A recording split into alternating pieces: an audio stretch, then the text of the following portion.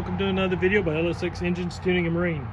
In this video, I'm going to do a short video on how you should always test fit parts and investigate when something doesn't feel right.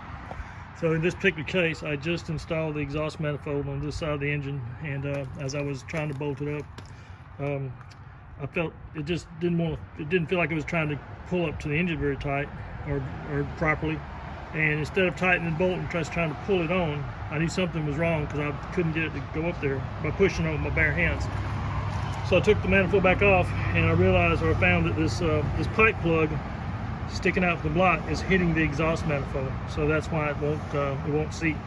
So I've got to take this out and replace it with a recess plug instead of this the square head plugs that come out. I've got to recess it or put in a recessed Allen key plug instead. So that's what I'm doing now.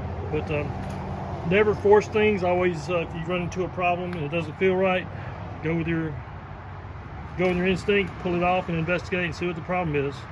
If I had tightened this down, gone ahead and pulled it on, I probably would have cracked the manifold and ruined a $600 manifold. So, like I say, always double check and go with your instincts and investigate problems. Don't force things.